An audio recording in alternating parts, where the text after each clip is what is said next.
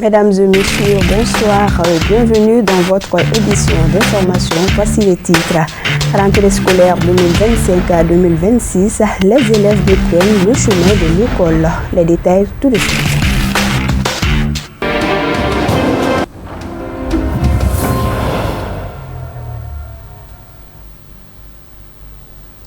Un plaisir de vous retrouver à nouveau sur Chérif la télévision. Fidèles téléspectateurs, bonsoir et bienvenue dans votre édition d'information. Ce mercredi 1er octobre 2025 marque la rentrée scolaire au titre de l'année 2025-2026 au Mali. Les élèves ont repris le chemin de l'école dans la joie et c'est le cas de la Médersa Sad Ziwaza à Bankoni Djanguinebougou. Le reportage de Abdul Karim Sako et Abdoulaye Sogodogo. C'est sur le chant de l'hymne national en langue nationale bamanankan que les couleurs ont été montées.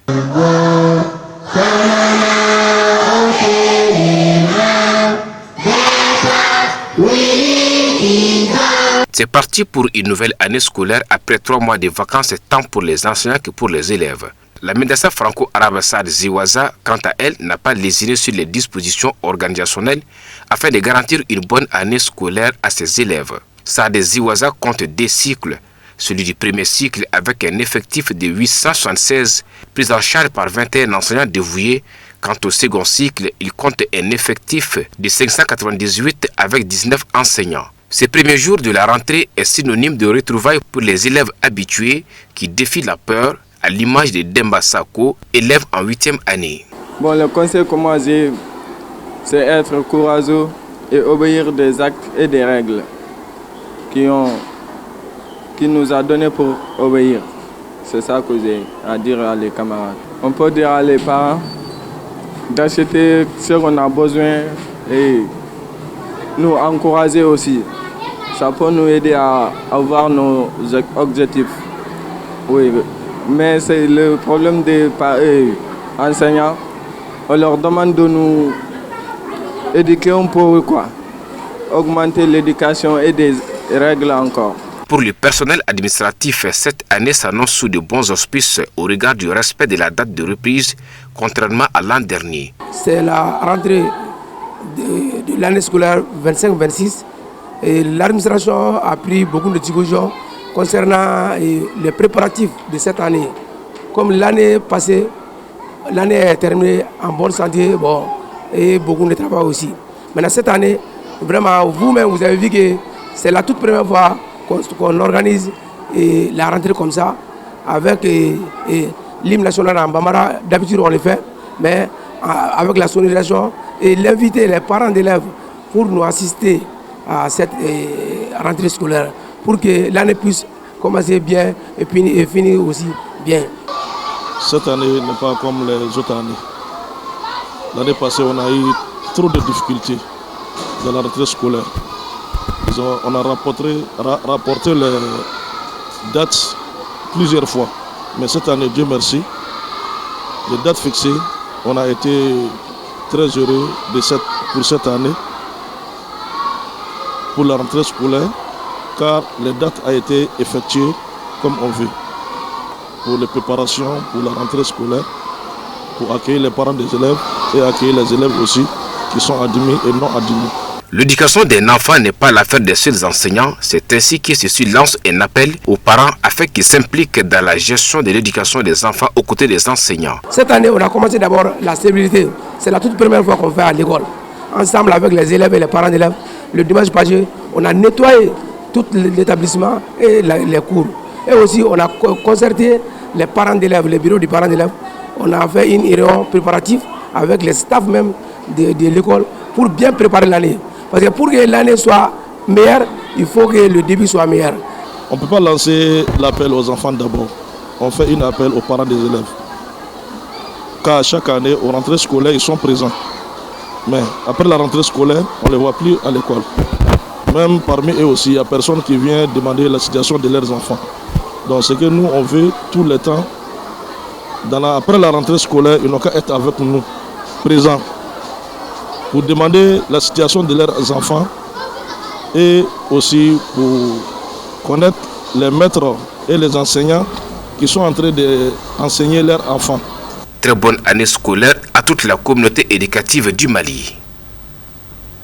Le groupe Banina Bonao Kanoubagao a organisé un anniversaire en l'honneur de la famille chérifienne, couplée à une lecture coranique. Les activités ont eu lieu ce mardi 30 septembre 2025 à Bankone Djanguinebougou lors d'une cérémonie riche en émotions et en couleurs. Le compte rendu de Awa Diabaté et Nuhonkone. L'atmosphère était à la fête ce mardi à Bankone, en présence de plusieurs personnalités. Le groupe Banina Bonao y a célébré l'anniversaire de la famille chérifienne dans une ambiance empreinte de spiritualité marquée par une lecture coranique. Le public venu nombreux a partagé ces moments forts de communion et d'hommage. Selon le président du groupe Banina Bonao, le groupe a été créé dans un esprit de fraternité et de valorisation culturelle. Au fil des années, il s'est imposé comme un acteur de paix et de cohésion sociale. Cet événement marque une étape symbolique dans l'expression de leur engagement envers le guide spirituel des Ansar, Seyid Cherif Ousmane Madan Aidara et sa famille. L'occasion a également été mise à profit pour mettre en lumière les actions sociales du groupe, notamment en faveur des jeunes et des couches vulnérables. Voilà, donc nous remercions le bon Dieu qui nous a gratifié ce soir d'avoir ce beau jour-là, cette soirée inoubliable. Donc c'est comme la coutume, Banina Bonao organise chaque année l'anniversaire collectif des enfants du guide. Donc c'est pour cette raison nous sommes là ce soir, donc maintenant à honorer notre engagement. C'est le groupe WhatsApp Banina Bonao, donc est un groupe qui est constitué de 58 groupes. 58 groupes sur WhatsApp, donc maintenant qui contribuent donc maintenant au développement et aussi au rehaussement donc de la communauté, donc qui ont adhéré donc en montrant donc leur amour aux descendants du prophète, Mohamed Paye sur lui, plus particulièrement ceux du Cherif Madan Aidara. Donc chaque année nous organisons cette cérémonie donc pour montrer notre reconnaissance envers la famille de Cherif Madan Aidara. Donc nous remercions le président d'honneur Marc Abdoulaye Tissougué, donc qui a œuvré donc pour le rehaussement de ce groupe-là. Nous remercions aussi Cherif Madan Aidara. Si vous voyez que nous avons eu cette initiative à travers de son enseignement, donc l'amour de la famille du prophète, paix et salut sur lui. Donc nous saluons aussi toute la famille chérifienne et nous saluons aussi la TV Chérifla, donc qui nous accompagne à toutes nos cérémonies. Prenant la parole au nom de la famille chérifienne, les princes héritiers a exprimé leur joie et a chaleureusement remercié le groupe Banina Bonao pour son courage indéfectible et son attachement à leur égard. La soirée s'est clôturée sur une note festive, danse traditionnelle, musique urbaine, dons alimentaires et distinctions. Des médailles ont été décernées au meilleur groupe WhatsApp affilié à Banina Bonao. Un iPhone 17 Pro Max a été offert à Seyda Ina Haidara, autre temps fort de la soirée, la coupure du gâteau d'anniversaire. Au-delà de la célébration, cet événement a surtout rappelé l'importance de l'unité, du partage, de la solidarité. L'espace vise aussi à renouveler les salutations et bénédictions à l'endroit du guide spirituel des Ansar, Seyid Cherif Ousmane Madan Aidara, ainsi qu'à toute sa famille. قدره ومقداره العظيم سبحان ربك رب العزة عما يصفون والسلام على المرسلين والحمد لله رب العالمين. Dans le cadre de l'anniversaire de feu Mohamed El Madan Aidara, fils aîné du guide spirituel des Ansar, Seyid Cherif Ousmane Madani Aidara, plusieurs activités ont été initiées par le Centre d'études et de formation Mohamed El Madan Aidara, notamment lecture du Saint-Coran, remise des diplômes et d'un important lot de kits de nouveau-nés destinés à certaines nouvelles mamans qui ont donné naissance au centre de santé Chérifla et au cabinet médical Djarala. Les reportages de Korojoum Djabaté et Baba Keita. C'est devenu une tradition pour le Centre d'études et de formation Mohamed El Madan Haïdara, situé à Kounoumani, de commémorer la date d'anniversaire de feu Mohamed El Madan Haïdara, qui porte le nom du dit centre, fils aîné du guide spirituel des Ansar, Assid Sherif Ousmane Madani Haïdara, arraché à notre affection à l'âge de 27 ans. Pour l'occasion, la présente journée de remise des diplômes aux élèves du groupe de la lecture du Saint-Coran, de la coupe et couture et ceux de l'informatique. Aujourd'hui, on est là, on est content et super content. On a donné les attestations aux enfants et aux élèves, ceux qui ont fait les formations au niveau de couture, l'informatique, la programmation et aussi l'Excel. Ceux qui ont étudié Word, Excel et PowerPoint aussi. On fait des formations, la production des savons, aussi, on fait aussi de l'informatique ici, de différents domaines de l'informatique parce que c'est vaste. Parce qu'ici, quand on est ici, on pousse les enfants à faire des recherches, on pousse les enfants de travailler, d'apprendre des formations et aussi de faire beaucoup de recherches pour s'améliorer aussi.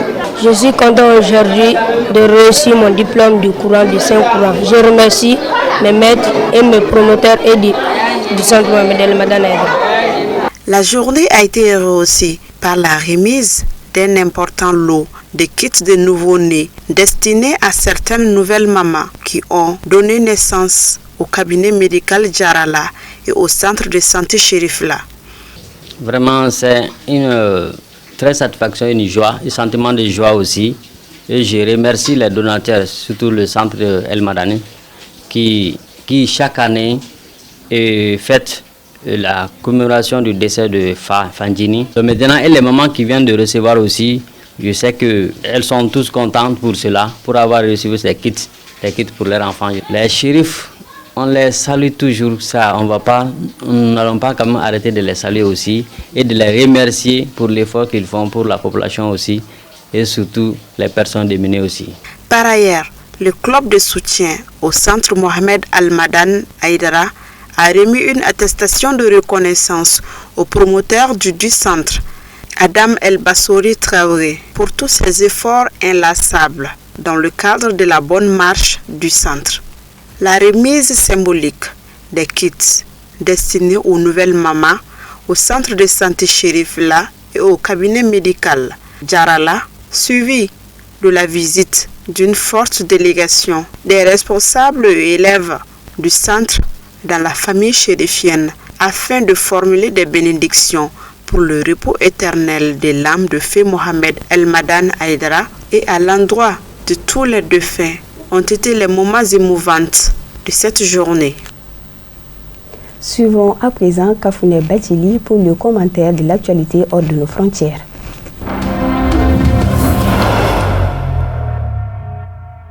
Le chef de la transition nigérienne a effectué une visite de travail et d'amitié mardi à Bamako. À son arrivée dans la capitale malienne, Abdourahmane Tiani a été reçu par son homologue malien, le général d'armée Assimi Goïta. Au cœur des échanges, la défense et la souveraineté nationale, la coopération sécuritaire et économique, ainsi que les projets communs au sein de l'Alliance des États du Sahel, dirigée par les chefs de la transition du Mali, selon une source proche du palais présidentiel de Niamey.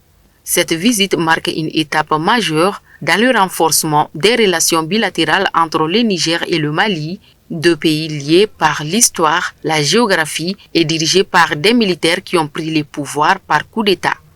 Il s'agit de la seconde visite au Mali du chef de l'État nigérien, après celle du 22 novembre 2023, depuis sa prise du pouvoir le 26 juillet la même année. Le Burkina, le Mali et le Niger avaient annoncé en janvier 2024 leur retrait de la communauté économique des États de l'Afrique de l'Ouest CEDEAO après avoir créé en septembre 2023 l'Alliance des États du Sahel AES.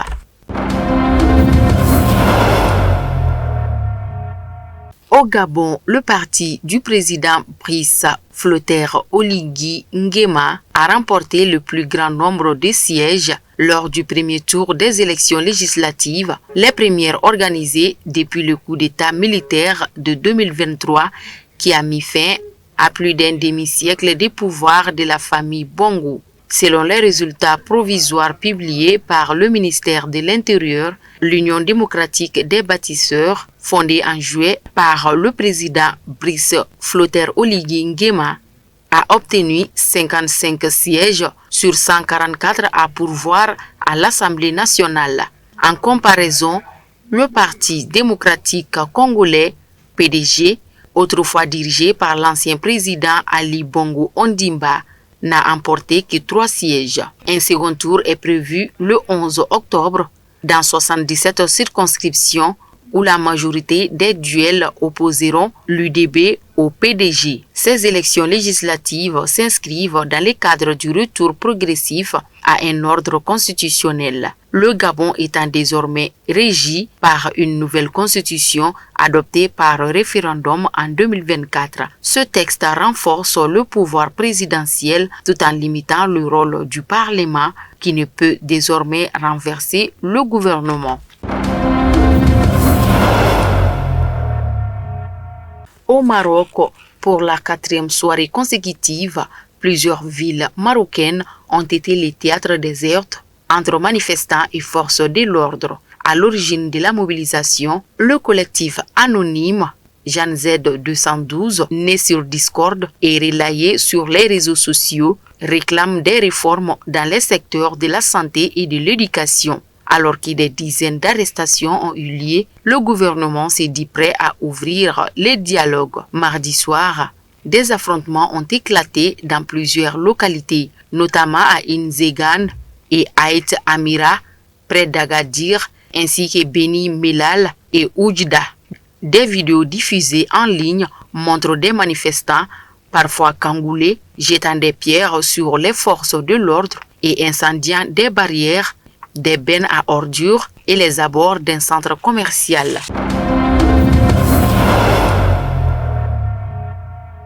Une mobilisation populaire massive a été enregistrée à Madagascar suite à l'annonce lundi soir de la dissolution du gouvernement par le président Andjara Djouel à la suite des crises politiques et sociales. Le président Andjara Djouel a exprimé sa compassion envers les familles des victimes et a reconnu certains manquements de son administration. Toutefois, cette décision de dissolution n'a pas calmé la colère populaire qui demande le départ du chef de l'État. Un jeune manifestant a exprimé la colère de nombreux malgaches. Cela ne nous convient pas. Même si le gouvernement a été renvoyé, le président ne nous a rien dit. C'est lui qui dirige le pays, pas le gouvernement. Qu'il parte et tout ira mieux. Les malgaches ne supportent plus les fausses promesses. Ce que nous voulons, c'est sa décision. Nous n'avons pas peur, même s'il nous emprisonne ou nous tue, nous continuerons de manifester pour notre pays, poursuit la jeune femme.